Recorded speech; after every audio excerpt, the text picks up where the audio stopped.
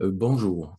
Aujourd'hui, je vous raconte un petit bout de vie qui fut difficile à vivre pour moi et même difficile à raconter. C'est une période qui aurait pu faire basculer mon existence. Euh, Nous sommes en 1989. Alors, j'approche de la cinquantaine et tout a basculé dans mes conditions de vie au cours des dernières années. J'avais quitté la vie politique en 1985 après une dizaine d'années assez intenses en contact de toutes sortes avec des personnalités de partout au Québec et même à l'extérieur du Québec. Pendant cette période, j'avais une visibilité médiatique qui sans doute flattait mon ego, si on peut dire. Tout cela s'est arrêté du jour au lendemain. Puis il y eut une séparation et le divorce après 25 ans de mariage. Même si cela, ça s'est passé sans agressivité, il faut admettre qu'une blessure de cette nature prend du temps à se cicatriser. C'est dans cette même période que j'ai quitté mon emploi de directeur d'école pour me consacrer à la gestion d'un restaurant que j'avais acquis avec deux amis autour des années 87, 88, 87. J'y ai englouti toutes mes économies et mes énergies. Il m'arrivait même souvent de coucher au restaurant sur un petit matelas de camping pour quelques heures de sommeil, entre la fermeture à 2 heures, 2h30 du matin et la préparation du déjeuner à compter de 6 heures. Comme je vous l'ai déjà raconté brièvement, c'est qu'à l'été 1989, épuisé et sans le sou, nous avons dû fermer le restaurant. Encore une fois, je suis devant une impasse.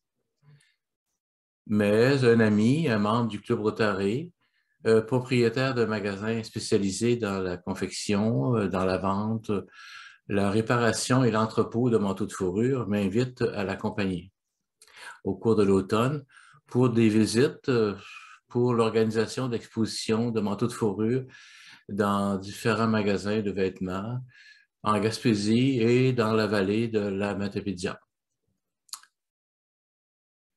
Puis, mon père est hospitalisé à la fin de novembre. Je retrouve un peu d'énergie et de raison de vivre pour le visiter régulièrement jusqu'à son décès au début de décembre. Vous comprenez que je me trouve seul. Le vide s'est fait autour de moi. Bon, je n'accuse personne. Je vivais dans un petit logement. Il me restait une vieille camionnette Dodge qui avait servi pour les livraisons de buffets qui étaient préparées par le restaurant. Voilà. Alors, la veille de Noël, je vais à mon chalet à Saint-Valérien.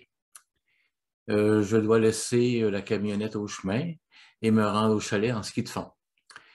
J'avais souvent fait ce trajet avec mon épouse et les enfants. Mais en cette veille de Noël, je l'ai fait seul. Rendu au chalet, c'était au début de l'après-midi, il faut allumer le poêle, aller au petit lac, briser la glace et puiser de peu d'eau pour la toilette et attendre que la pièce se réchauffe. Puis, en soirée, j'écoutais distraitement la radio avec une petite radio transistor. C'est là que toutes sortes de réflexions sur la vie, sur ma vie, se succédaient.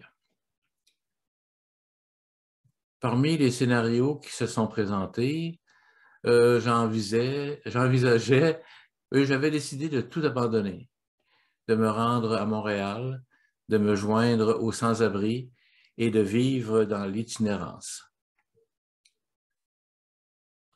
Le lendemain, de retour à mon logement, c'était le jour de Noël, mon ami Gérald vient me visiter. Je lui fais part de mon projet. Il m'écoute, tout simplement. Puis il m'invite à souper avec lui et sa conjointe.